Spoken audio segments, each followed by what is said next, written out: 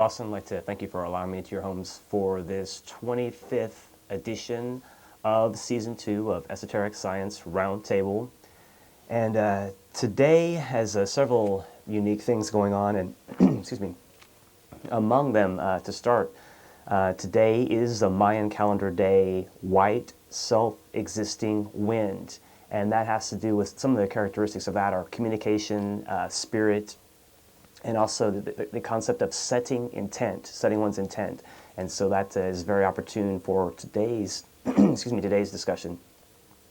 Also, today is the day of the full moon during Taurus. It's not the full moon in Taurus, but it's the full moon during Taurus. And that being the case, we have energies available that are not otherwise available that we can tap into, in particular today. And the time of the full moon is actually going to be taking place during this show at around 9:37 p.m. our time. And so that's a very opportune set of circumstances and synchronicities that are going to allow for what I would like to ask today, and that is to impose a little bit upon folks in a little while, about the midpoint of the show, to help me with a visualization exercise based on, again, today's topic and some of the situations and synchronicities that we can take advantage of today that are going to allow for really potent and qualified work to take place if we so choose. And so let's see. Also, today is an eclipse, a complete eclipse of the moon, and that should finish itself up and be full. The moon should be completely eclipsed and completely covered by the shadow of the Earth by about 10:40. And so after the show, I would encourage folks to get out, and hopefully we'll have at least clear enough so we can see, maybe at least partial clearing so that we can see this, and see the moon is going to have a covering, or it's going to have like a blood red aspect to it as a result of the shadow of the Earth covering the entire moon. And this is the first time that's happened in 3 years. And so again, we see all these things lining up, all these synchronicities lining up, that allow for a fuller exchange and opportunity for certain work to take place.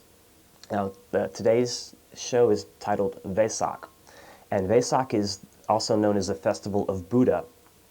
And so today is a very special day for particularly Buddhists, obviously, and many other individuals that are esoterically minded that also work intelligently in conjunction with this particular spiritual holiday to bring forth the fullest potential so that we can use the energies available at these specific times when these certain conjunctions take place, these astrological alignments, and certain other things that come to play and come into a synchronicity or culmination at certain times. And so when all this culminates and converges in time and space, we can, again, actively and intelligently work with this energy if we so choose. And so one thing I want to mention about the idea of the eclipse. When we have an eclipse, as far as esoteric astrology is concerned, the sun generally relates to the soul aspect or the inner nature, the higher aspect of man, whereas the moon relates to our matter aspect or our lower nature, the physical body aspect. And so we see when there's an eclipse, whether it be of the sun or the moon, in this case of the moon, when the moon, representing form, is covered or overshadowed, in the case of the eclipse, then it's blocked out and it's diminished. And so in that sense, we can consider the effects being lessened, because the moon, it tends to influence us, and it tends to tie in and influence itself with our matter aspect, our lower nature, our physical nature.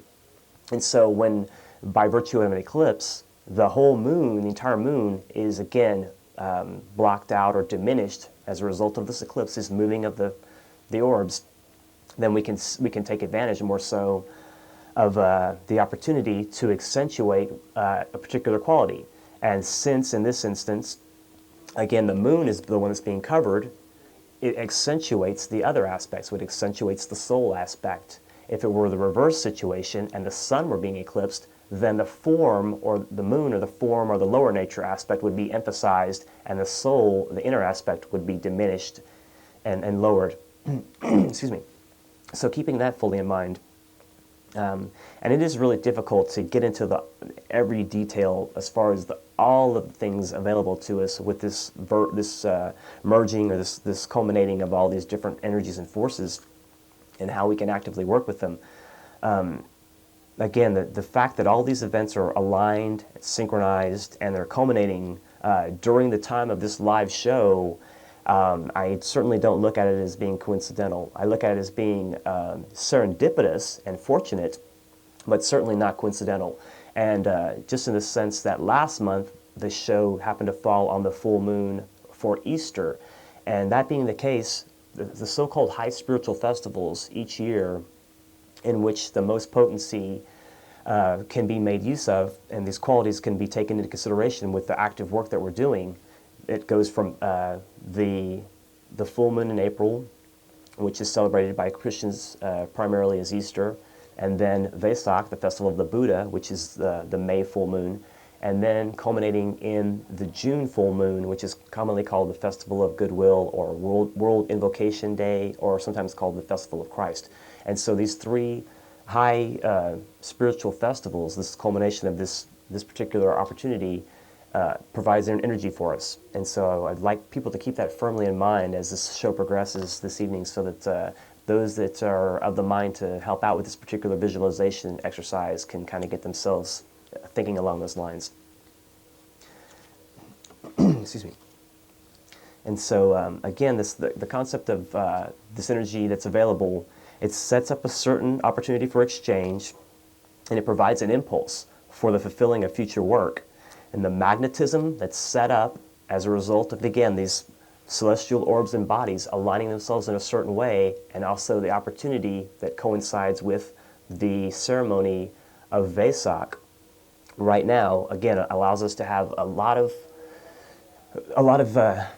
good work done, a lot of potential through what's going on right now. And again, to set up, as an example I used previously, by using a rubber band, to set up a point of tension, a point of focus between one or more bodies. And so that being the case, the point of tension that's set up would be between the Father, the Son, and the Holy Spirit, or between what is known as Shambhala, the center where the will of God is known, or the hierarchy, or Christ and the Church Invisible, and humanity, and the different energies that qualify these groups and how these energies merge and interact. And so again, a point of tension, a point of focus can be set up with our intent, by our intent, and so we can do work. And so work along these lines, as you see, when you vibrate the rubber band, the frequency and the vibration that takes place, we see how exchange can take place, and the sympathetic vibration between the two can be achieved by, again, a point of tension from one point to another, and multiple points as well in addition. And so to explain a bit actually about the Wesak festival, again, millions of Buddhists and those esoteric workers that are aware of the opportunity now do join and collect their energies. And these energies work together for a merging and a sense of working together, amalgamating, again, pooling energy, pooling our resources together, and then again initiating or starting up an intent, motive. These qualities also are considered. And also the renewing of the yearly impulse that we get through this ceremony. And I'll explain a bit more about the actual unfolding of the ceremony and how it pans out. And again, considering that does take place today, that we have this opportunity to participate in if we so choose. And so to speak a bit about Buddha historically, who was Buddha? Buddha was known by the name Siddhartha Gautama, and that is a proper name. Siddhartha Gautama is the name of Buddha. Excuse me. And according to the historical records, he was born between 562 and 552 BC. And he was born into a state of wealth, essentially, and his father was a wealthy landowner. And so he was, the position that he held was equivalent to almost like a prince, if you will. And so that being the case, he was, again, raised with all sorts of luxuries and all sorts of privileges. And even took a wife and had a kid, a young child, a young boy, named Rahula, excuse me. And when the son was very young, still a baby, at age 29, the Buddha left his home, his palatial estate, to go out in the pursuit of enlightenment, in the pursuit of truth, and to seek the alleviation of suffering. He saw that life brings suffering, and that when we attach ourselves to the form, to our physical nature and things of the physical world, that we can't help but suffer because we set up desires and wants and whims for things of the physical nature. And so this wanting and this desirous nature keeps us bound to the earth and keeps us, again, in a state of really unhappiness until we can find a way either to live amongst these material things and not let it phase us, or to lose our desire for the material plane, and again move on to some sort of higher spiritual work and to emphasize the higher aspects. Excuse me. And so this individual did leave, again at age 29, to leaving his wife and young child. And many might say, that sounds like a very selfish thing to do. That sounds like a very, perhaps evil almost, thing to do, to abandon a young mother and a very young child. But to try to look at it in a fuller perspective, really the way I try to look at it, and I don't know if I want to use the term rationalize or not, but to put another spin on it, I suppose, one person going out to seek something for so many, as Buddha did, he sought enlightenment for the mass of humanity. He could have stayed and taken care of his wife and son and been a very good father and raised a great family and been very productive in that sense. But he saw the larger picture. And the evolutionary point that the Buddha had when he was born into this physical plane allowed for him to have that fuller perception. He was, you could consider him way in advance of the average humanity of the time. And this is just part of the divine impulse that needed to be coming into play at that time. And so he was the individual that took on these qualities for this new impulse. And that being the case, he felt the need to remove himself from his home life to go out and again seek some way of enlightening individuals and to show them a way to alleviate suffering. And that was his goal. And so there's a famous story of the Buddha having his transformation underneath the Bodhi tree, and that he supposedly did find a way to relieve himself from the physical condition that he supposedly just, basically, you can consider it, just went away, if you will. He passed any desire for the physical plane, and so he moved on to a higher station by virtue of that, and is no longer bound to our earth life.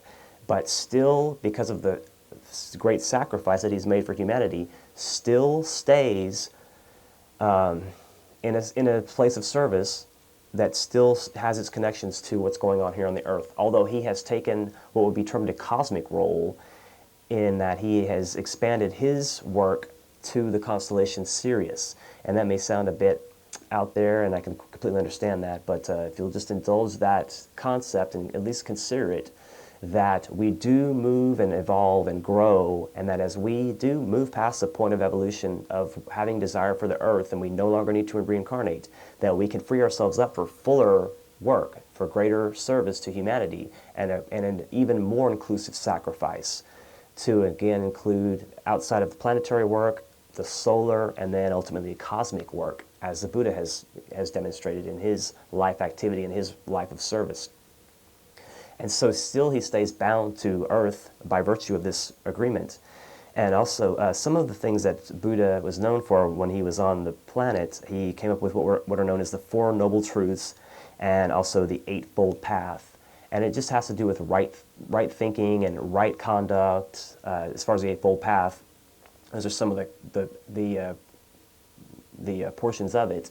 And basically just getting yourself oriented properly to divinity and to do the things necessary, take the steps necessary to, again, move ourselves away from the desire for the earth plane. And so this was the method that he arrived at again, Four Noble Truths and Eightfold Path. And it would take a show really to get into each precept and to kind of get into the details of each one and explain exactly the qualities involved in this 8 specific qualities. And so that would really be a show into itself, and so I was going to refrain from getting too much into that, aside from just mentioning them. And also there's a famous story of when some individuals or an individual asked Buddha, who are you? And he replied, I am awake. And that word awake, we certainly hear that a lot. We hear individuals from the so-called Patriot movement and from the so-called New Age movement, talking about the concept of being awake, awakening to a larger consciousness, awakening to a larger understanding, awaken to the truth, awaken to the matrix, awaken to realizing that things are not as they may seem, and that whole concept of being awake. Buddha, by virtue of his evolutionary position and the work that he did achieve a state of becoming awake, of having such a full sense of perception while being in the physical vessel that he was able to express in a living way these qualities. And so others took this example and later attributed words to Buddha and brought this Buddhism as a world religion, as one of the great world religions. Although Buddha really sought, just in the way that Jesus is shown in the gospel narratives, not to have really written anything per se, but by a living example, a religion sprang up around their actions. And that being the case, also Buddha himself began preaching at age 30, very similar to Jesus. And after 6 years of meditation, the Buddha achieved a state of enlightenment and the transformation and transition under the Bodhi tree. And so, again, considering the relationship of the spiritual impulse that took place through Buddhism, Buddha came to anchor the quality of wisdom by his actions and activities, and to instill that among the thinking and the actions of men and the hearts of men, ultimately leading to the actions of men, hopefully. Excuse me. And so, him having anchored wisdom, Christ, through his work, added the quality of love. And so what is the quality commonly attributed to Christ is the second ray quality of love, wisdom. Again, his work culminating and merging the quality of wisdom with love. And this is also known as pure reason, in the sense that this is a love that is not for individual things, individual persons, but it's an unselfish, inclusive love that is loving of all individuals, of all things, irrespective of their differences, and again, an all-inclusive love that loves everything with an equal little amount of love. No favoritism, no partiality or anything like that, but again, an all-inclusive idea of love. And so these individuals are still to this day, in the vehicles that they possess, are the emissaries and intermediaries between the will, or what's commonly referred to as Shambhala, and humanity. And the intermediary aspect also to consider is Christ and the Church Invisible. So we see the relations between these three aspects. Again, Shambhala, hierarchy, and humanity. And again, considering the work that can be done by achieving a point of focus. Again, if we form a point of focus from humanity and lift our consciousness to hierarchy, Christ and the Church Invisible, and they in turn are having their consciousness in line with Shambhala, then we form a triangle. We form a triangle between those three bodies of force and energy. And again, this is the way that energy is allowed to transition and move between different groups. And it's basically, again, setting up our intent, setting up a point of focus or a point of tension, and it's based on the mental plane, our thinking apparatus, that we set up this point, a point in mind, if you will, a point in our mind that we focus on, and this reaches out and forms, if you will, again, a point of tension or focus with some other organization, another individual, or to do some work. This could be what we would do in order to fulfill some sort of work. We have an idea in mind that we want to accomplish, and so we have a point of focus again, and we we work, again, on the mental plane to construct some concept that will ultimately find its way to expression on the physical plane. And that's part of that work. And considering that, again, Buddha and Christ still intimately work together, and in particular during this one time of the year where they both, in a physical vessel, have an exchange on our Earth planet. And again, this only takes place once a year.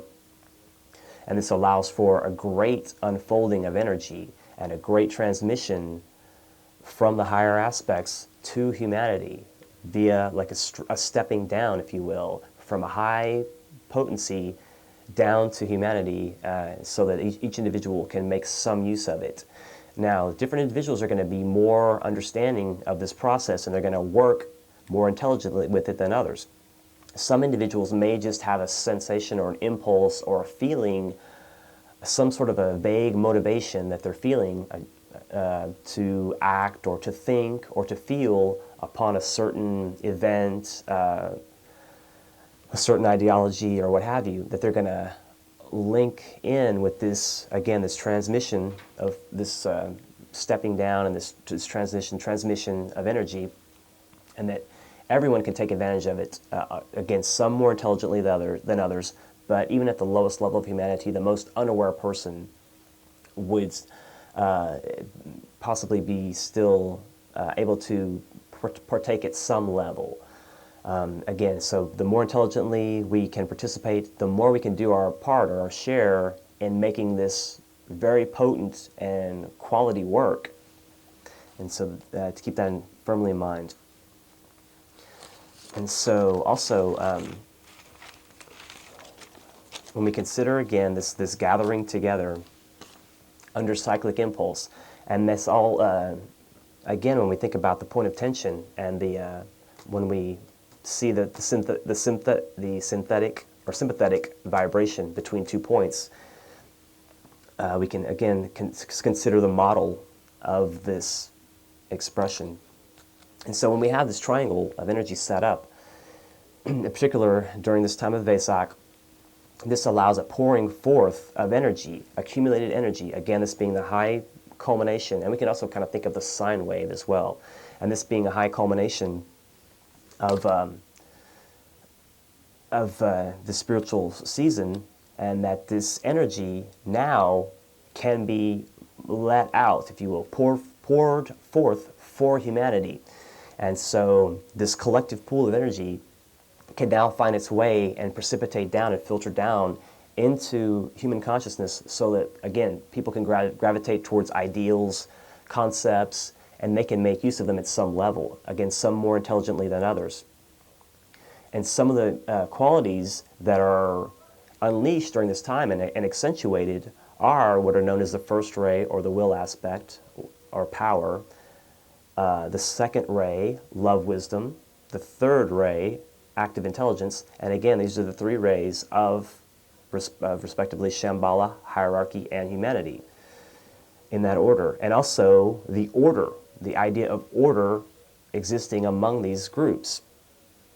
And also the concept of right human relations, something that is very key, a key component, a key cornerstone that will allow for any future coming together in cooperation, and is a cornerstone for any real concept of peace that may come in the future for humanity. And so, if we look at this from the top down, this is an opportunity for us to merge our understanding with the Father in heaven, or what is known also as the Ancient of Days, and the consciousness that indwells this globe, our planet Earth, is this being that I'm describing. There is a consciousness, just like our consciousness indwells each individual person, each individual body, so too does our globe have a consciousness. And this is the consciousness that is considered the Father in heaven, or the will aspect, that we can make contact with in group formation and at particular times of the year. Again, considering that these spiritual festivals, Easter, Wesak, and World Invocation Day, are the days in which we can take advantage of this energy. And so again, some of the other qualities to consider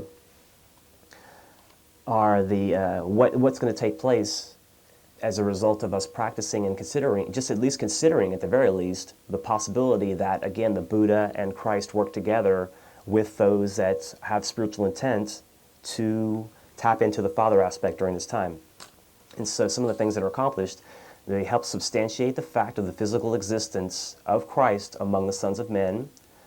They also demonstrate the state of unity between the different various religious groups, in particular the Eastern approach characterized by Buddha and the Western approach characterized by Christ. And so the melding of purpose between these two great streams is demonstrated by them working together in this respect. And also forming a point of focus and a meeting place that is anchored in the minds of men synthetically and symbolically with, again, the higher aspect of our humanity, which is the will aspect of the Father in heaven. And also to demonstrate and show the nature of hierarchical work and how, again, from a high point of power, we can focus and filter down this energy in exchange so that we can all participate and actively exchange and work at some level as to the level that we're able to understand. And so I would like to impose on folks now, if I may, to use a visualization that I'm going to kind of conduct and narrate, if you will. And for those that would be interested in helping out, basically if you could just consider, if you will, that during this time of year, the Wesak festival, that a particular ceremony takes place. And if we'll all just consider this now, please, that there is a valley in the Himalayas, and just in the midst of the snow-capped peaks, kind of tucked away in the middle of nowhere, really, in the middle of the Himalayas, there's a particular valley in which this Wesak festival physically takes place every year. And that being the case, what takes place is you see these groups coming together physically in this location, and that would be Christ and the Church Invisible, or the hierarchy and various members of these affiliations. The groups that are part of this Christ and the Church Invisible are spoken of as ashrams. And so we see the ashrams coming together collectively and meeting from around the world. And some, again, physically go to this location and meet and link up, and others link up at various points around the world and just focus their consciousness on this particular location at this particular time. And again, coming up just in a matter of minutes, we're going to reach the point of the full moon that culminates this ceremony, this ritual, and some of what takes place. And also to further visualize and consider what takes place, what essentially takes place is that Buddha, coming from, again, a lodge or a body similar to Christ and the Church Invisible that exists in relation to Earth, exists also on Sirius. And so this greater lodge, if you will, on Sirius works in conjunction with our Earth Lodge based on Christ and the Church Invisible, otherwise known as hierarchy. And so in this instance, during Wesak, Buddha returns his consciousness in a physical vessel to our Earth and concentrates and focuses in this particular valley.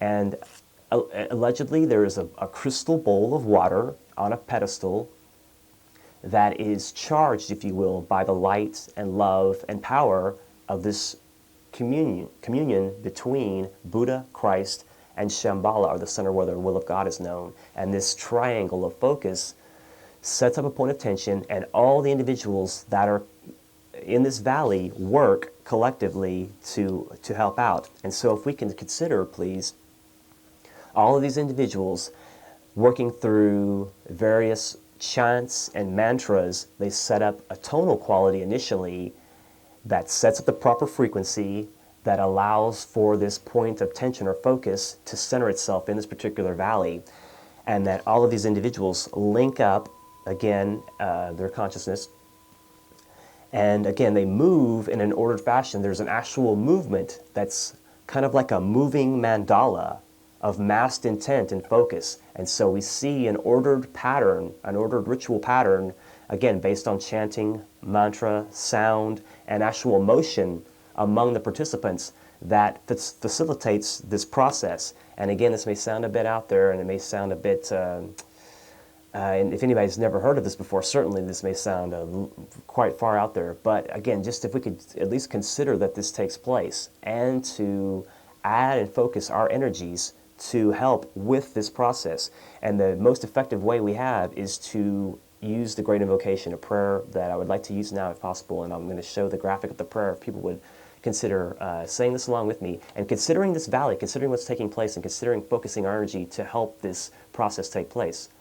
From the point of light within the mind of God, let light stream forth into the minds of men. Let light descend on earth. From the point of love within the heart of God, let love stream forth into the hearts of men. May Christ return to earth. From the center where the will of God is known, let purpose guide the little wills of men, the purpose which the masters know and serve. From the center which we call the race of men, let the plan of love and light work out, and may it seal the door where evil dwells. Let light and love and power restore the plan on earth.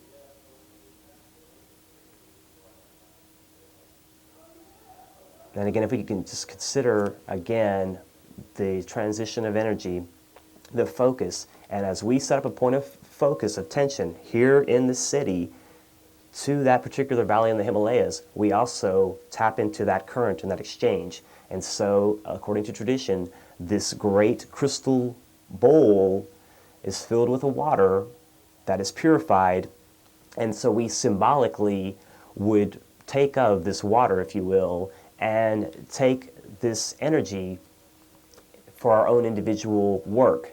And so by this impulse, it filters its way down, it precipitates its way down into the minds of men, and it may emerge as some great ideological concept, some new scientific development, some reform in education, some financial reform.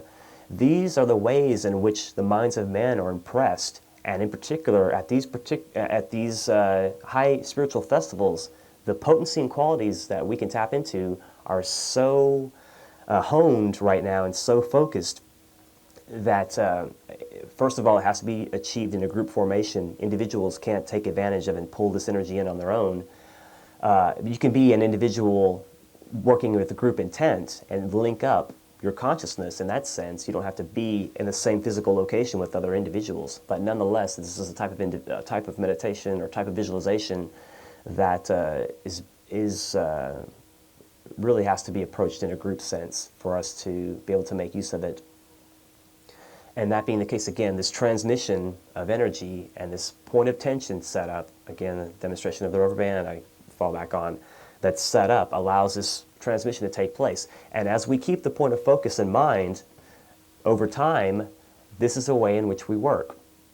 If we lose the focus and we lose the tensity, then we can't set up that sympathetic vibration. It's not, the point of communication doesn't work as well. Excuse me. So keeping that point of focus and that massed intent is very crucial for this energy to culminate and work. And so again, symbolically considering, again, a crystal bowl of water in this ceremony, this ritual ceremony in the Himalayas, that we can partake of that energy. We can partake of that offering and that blessing for the salvaging of the race, if we so choose. And we can really remove ourselves from the bonds of ignorance and enslavement. And that's the key, to free ourselves up for fuller work and for greater understanding and a fuller unconsciousness, or excuse me, fuller consciousness rather, that we can make use of. And so that's the key here.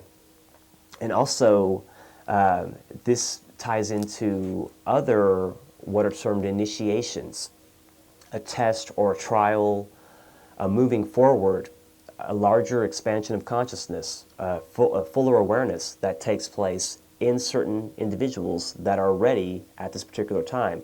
And so we see also certain candidates for initiation that are finding themselves in this locality, in this valley in the Himalayas, that go through this ritual and transform themselves in addition to this larger work that's taking place, as they, again, find themselves ready for a personal full fulfillment of expansion of consciousness. And this allows them, again, for their own fuller expression of sacrifice and service in their own way according to their own ray or quality. And we all are an amalgamation of the 7 rays, so-called, and different combinations of energy that make each individual who they are. And so, again, reminding folks that the actual time of the full moon is 9:37. And so we are coming up on that very quickly here, that the actual time of the full moon is now during the show. And so that is why, again, this using the invocation and thinking and contemplating about this energy at this specific time is very key, because the focus is now. The time and space is coming together now, right now, for us to make fuller advantage of. And so that's something key to consider. As we keep this point of focus, the more work can be done. And again, not everybody may want to consider this. Some may think it's completely ridiculous. But if folks would just, at the very least, contemplate this work and consider what's possible. This pool of living lighted energy, this pool of living lighted intent and focus can find its way into condensation and precipitation into the minds and hearts of men. We just have to open them and allow ourselves to take advantage of it, and know that we're not alone, that there are many, many millions of individuals working collectively today. And so this creates, again, a point of focus or tension, and that we can recreate the energy and this way of approach to divinity in a scientific group formation.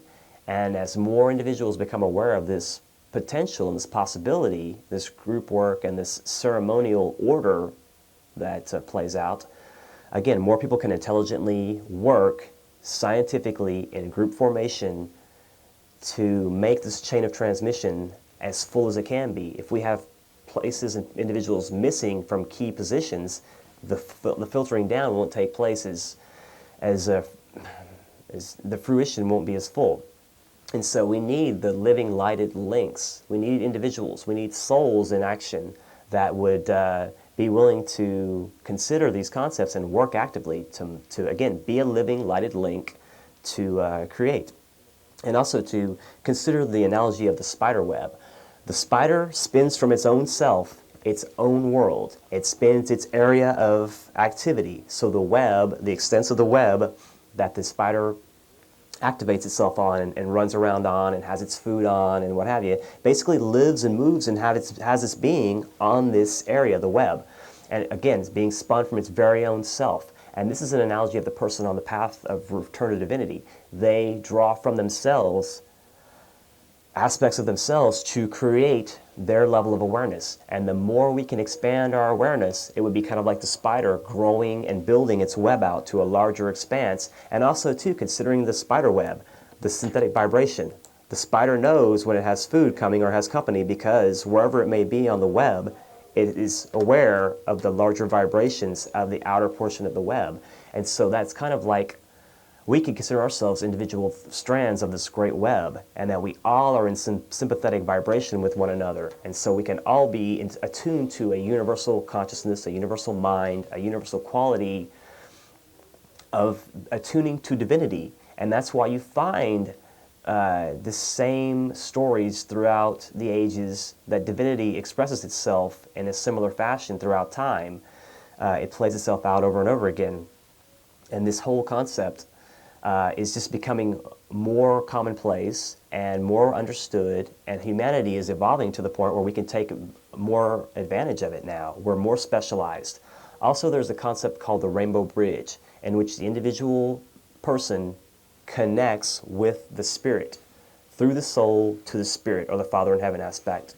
And this work, it's actual, we have to focus and work and create, again, like the spider creates, this rainbow bridge.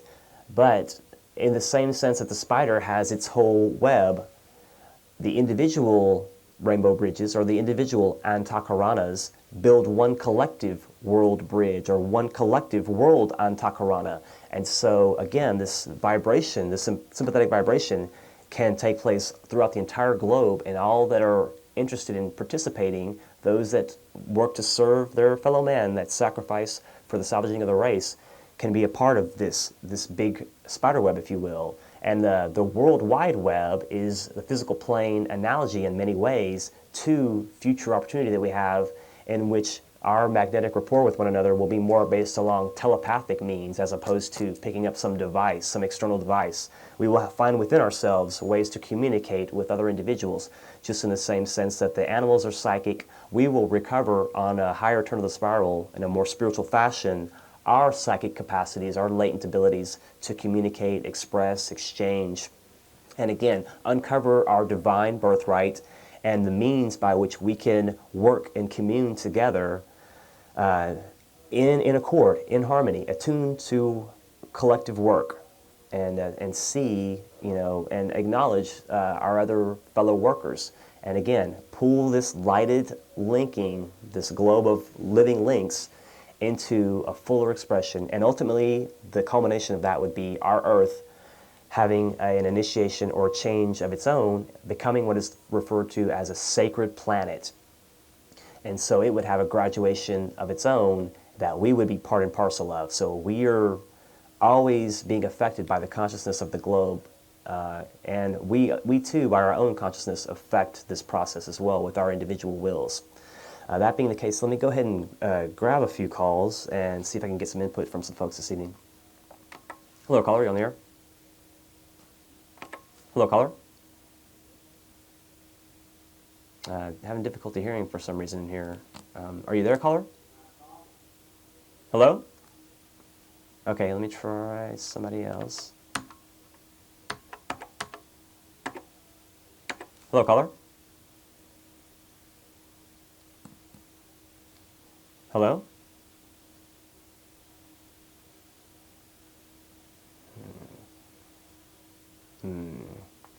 So I'm not having any luck getting the phones working for some reason.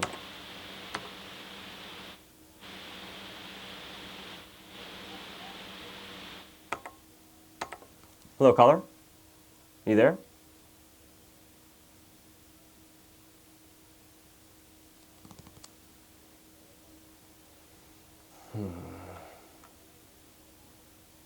Hello, caller?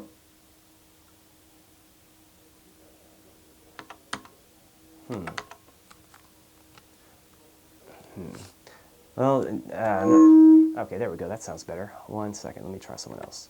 Hello, caller. Are you there? Hello?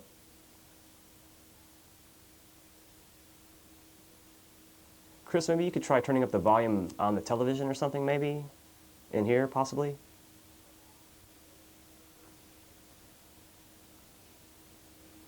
I get no sound in there at all. Nothing in there? No, so it's not like coming through there. Nobody's there? And none of all the buttons are like normal, so it's on a different part of the board if there's a problem, which I'm finding. So all I can do is take calls and hopefully we hear a sound. Okay, let's see. Hello, caller, are you there? Hello? I apologize, we're having difficulty for some reason.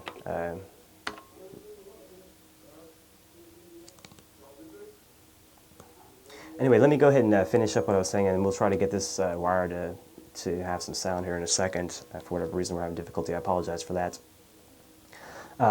Again, considering this whole opportunity that we have to exchange and create, I want to remind folks also about an individual. Let's see if I can there might be a... Hello, caller? Hello? Hello? Hello?